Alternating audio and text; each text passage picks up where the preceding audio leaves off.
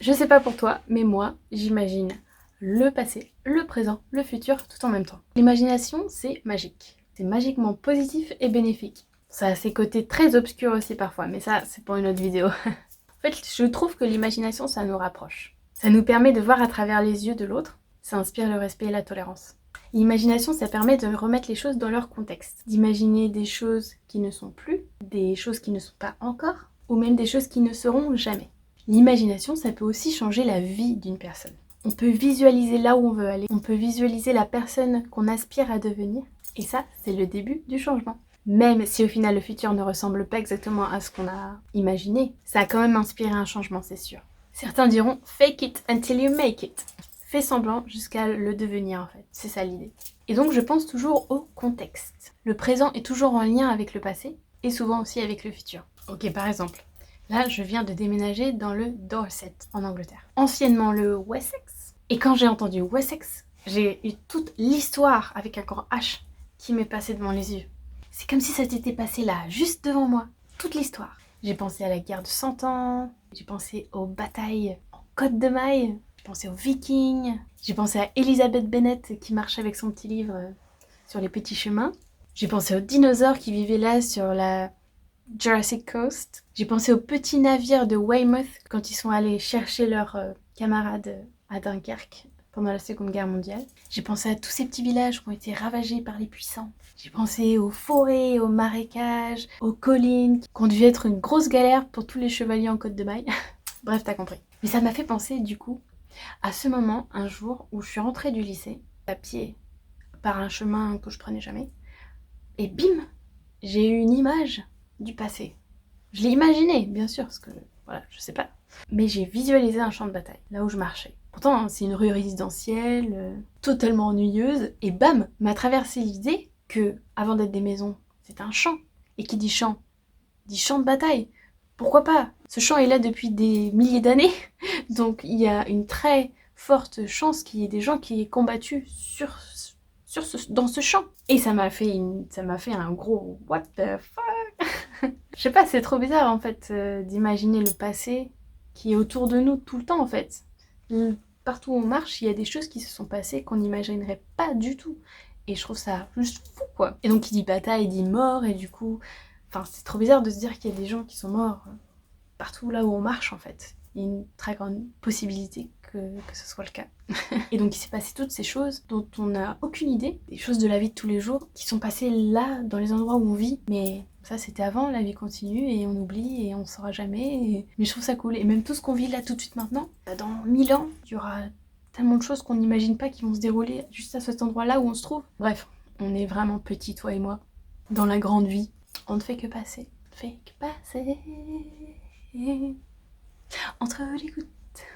Et dans le même genre, je sais pas si ça vous fait la même chose, mais quand je vais dans un musée ou que je regarde de l'art ou quoi, je pense, si c'est une personne qui est représentée, à la vie de cette personne, est-ce qu'elle a existé, quel était son passé, qu'est-ce qu'elle a pu vivre pour avoir ce regard-là, pour avoir ces habits-là. Et l'artiste, lui, pourquoi il a fait cette représentation de cette personne à ce moment-là?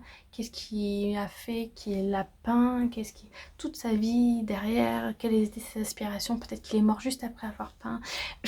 J'ai tout ça qui me vient à chaque fois dans la tête. Et c'est pour ça que du coup, il y a des peintures, souvent des peintures de gens en fait, des portraits, qui me font pleurer. Parce que je pense à tout ça justement. Mais c'est rien qu'en imaginant, enfin c'est débile d'un côté, hein, bien sûr.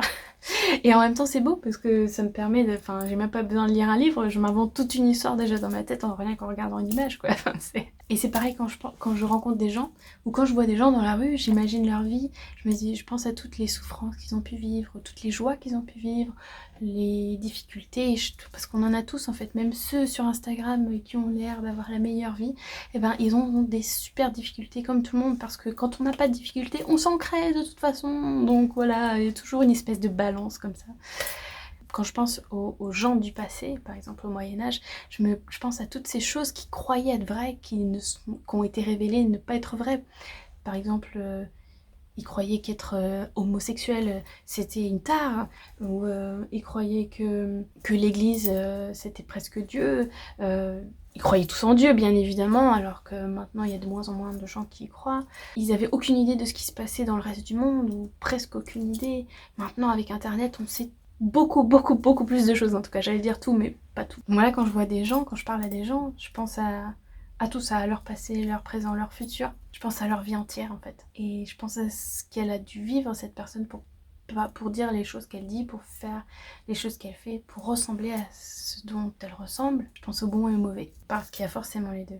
Et c'est pour ça que j'ai très rarement ce sentiment d'infériorité vis-à-vis de quelqu'un. Je suis rarement impressionnée parce que je pense à toute leur vie comme ça qui n'est pas régie par cette hiérarchie. Ils ont leurs problèmes, ils sont pas mieux que moi, ils sont pas plus intelligents que moi, pas plus stupides non plus. Je relativise énormément vis-à-vis des gens qui sont en face de moi en fait. Et ça me permet aussi de tolérer énormément de choses, ou énormément de gens surtout. Je tolère beaucoup, je prends du recul sur tout ce qu'on me dit, tout ce qu'on me montre. C'est pas de la méfiance en fait. Mais ce que les gens disent, même ce que là je dis moi, c'est à un instant T. Je le dis là maintenant.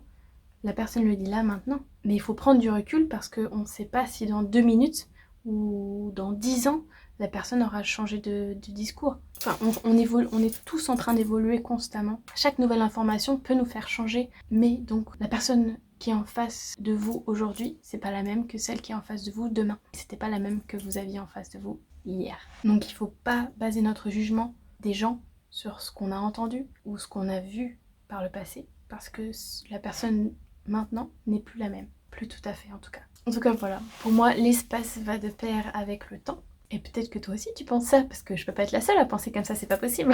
Dites-moi qu'il y en a d'autres comme moi qui réfléchissent comme ça, qui ont leur cerveau qui fonctionne de cette manière. Je peux pas être la seule, c'est pas possible. Dites-moi.